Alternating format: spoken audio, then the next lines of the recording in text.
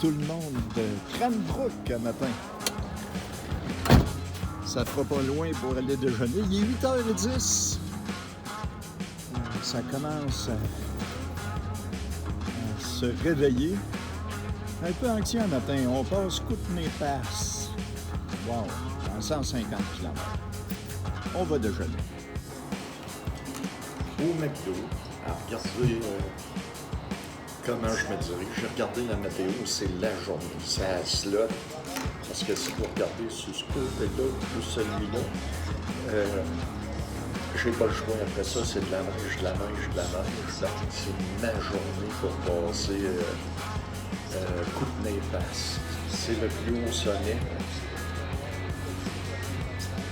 Déjà, il y a 2 jours de 2 pieds de neige comme ça. C'est un trou à neige.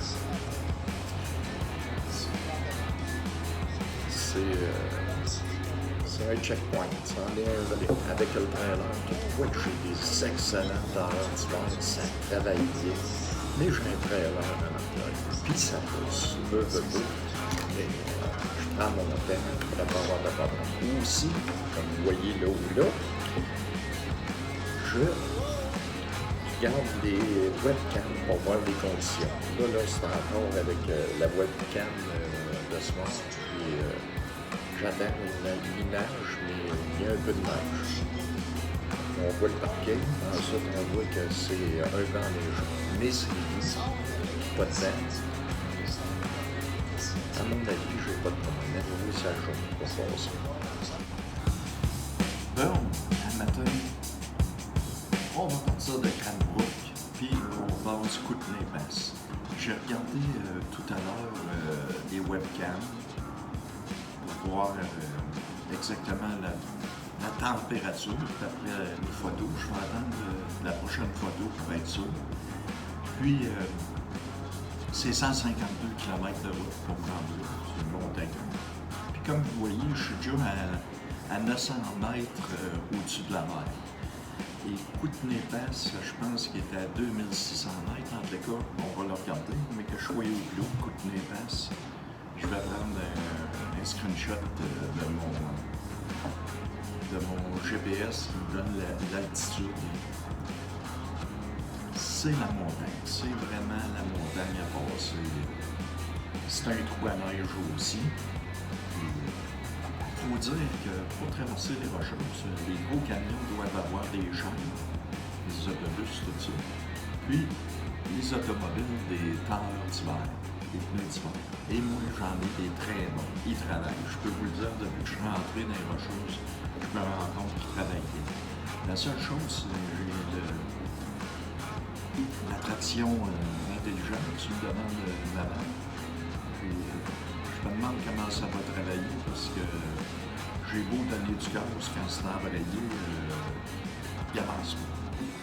On verra. Les gars, c'est bien compliqué à expliquer, mais je peux aussi bien installer qui ne veulent pas avancer. Donc, je vais prendre un petit déjeuner maintenant, gazé. Gazé en route pour Kootenay Pass. C'est une grosse journée. Mais si je vois qu'en m'en allant, c'est de la merde, je colle ça, on bouge pas.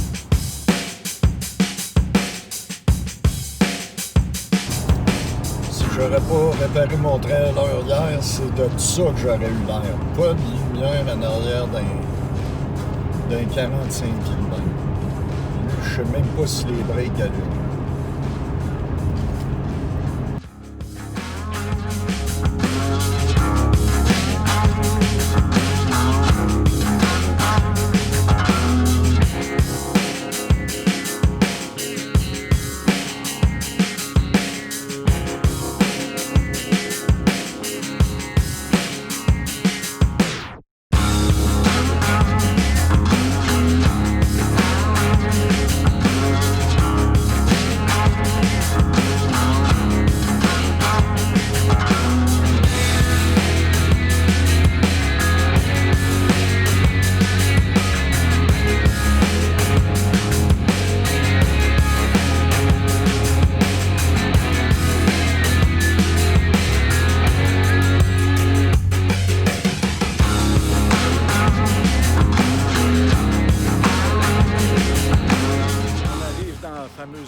de Kootenay. Puis ici, à Creston, il y a une chose que je trouve magnifique. Vous savez comment j'aime les élévateurs à grains.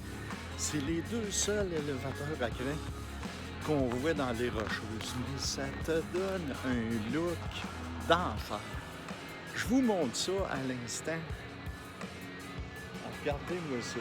Avec les montagnes, là, je vous fais une vision en arrière.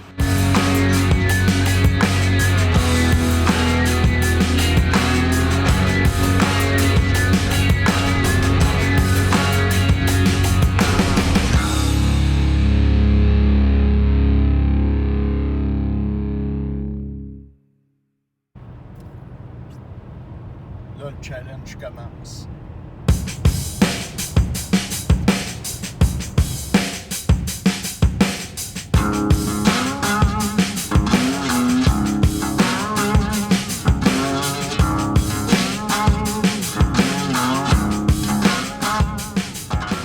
On avance à 30 km/h. Là, on arrive dans le top de la Saône. Et on est dans les nuages. On est haut, là. C'est... Ouf. Moi, je suis les vannes. Il y en a qui le passent.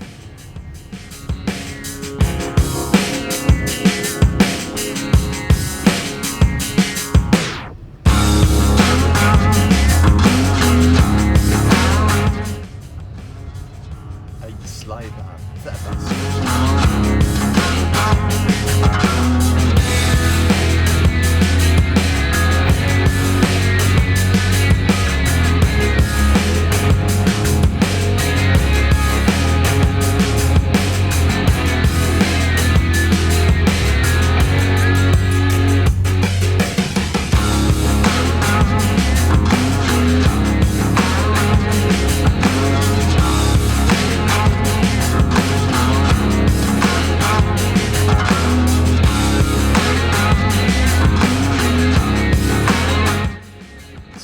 De descendre. 10 km. Là, il faut que je gère, faut pas que le trailer parte, faut pas que je prenne de vitesse.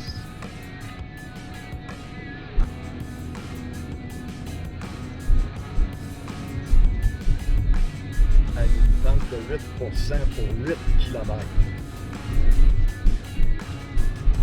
Bon. C'est fait! On a réussi une autre étape de franchie. Kootenay Pass s'est passé. Wow! Là, on s'approche. Je vais probablement me rendre à Osoyoos ce soir. Osoyoos, qui a le fameux vin Osoyoos la Rose. Peut-être. Je promets rien. Là, en prenant le Kootenay Pass, on change d'heure. On est vraiment rendu là, à l'heure de la Colombie-Britannique, soit 3 heures de différence avec le Québec. Je continue ma route. Je ne sais pas jusqu'où, mais avec un petit ruisseau de même. Juste pour vous dire, avant de prendre Kootenay Pass, il faisait 0, puis en haut de Kootenay Pass, il faisait moins 10. Il y avait 10 degrés de différence. J'ai les oreilles bouchées. Bon, on continue. On fait encore un petit bout de route. Un autre sommet à traverser. Puis après ça, ça va être en masse pour aujourd'hui. Ça en fait des côtes puis des chemins glacés. On va jeter l'ancre. Je pensais me rendre à Osoyoos, mais non, je pense pas. Je pense que je vais jeter l'ancre là. Il y avait un avertissement pour que les trucks roulent à 20 km/h. Moi, je roule à 30 km/h parce que, l'oselle commence à descendre. De manière, pas pressé.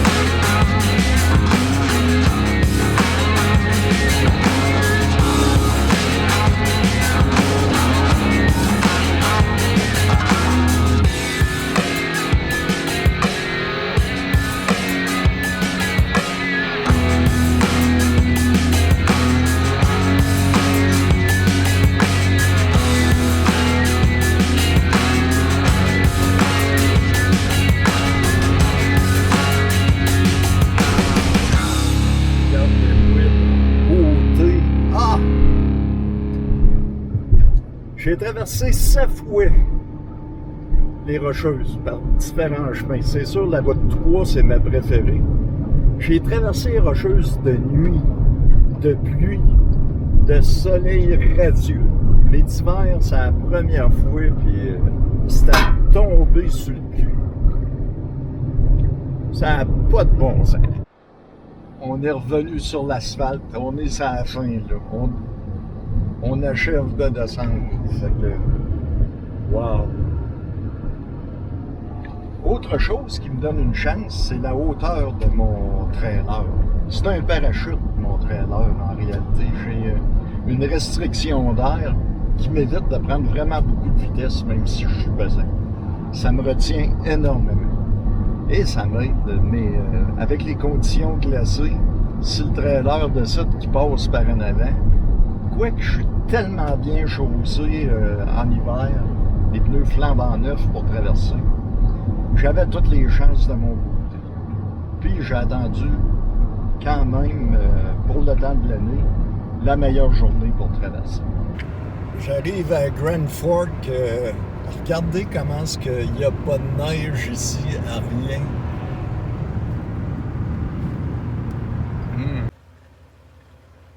Bon, rendu à Oussouyous, c'est ici qu'il y a le fameux vin Oussouyous-la-Rose du château La Rose de France qui est venu faire un vignoble.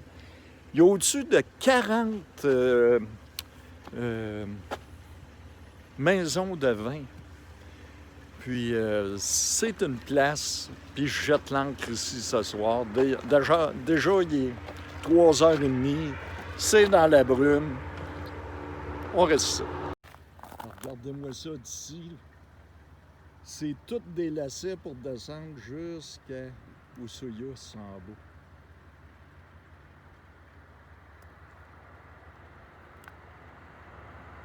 C'est haut. Là, comme vous voyez, là, je pogne le lacet ici, là. Puis je vais aller rejoindre ici en bas. Ouais.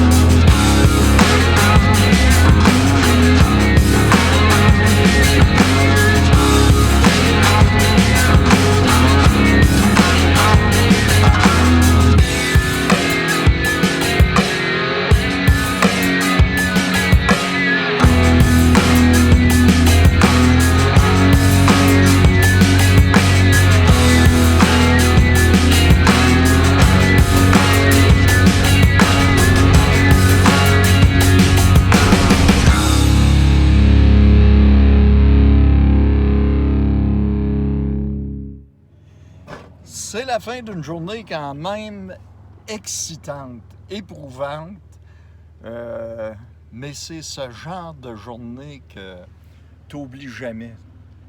Je vais me souvenir toute ma vie que j'ai passé Kootenay Pass dans les Rocheuses en hiver. Puis c'est pour ça que les voyages sont faits, c'est pour ces moments-là. C'est C'est pas la journée avec le beau soleil que tu es à rien foutre sur le bord de la plage que tu te souviens. C'est ces moments-là. Et je suis content de l'avoir vécu. Là-dessus, on se revoit demain. Ciao, bye!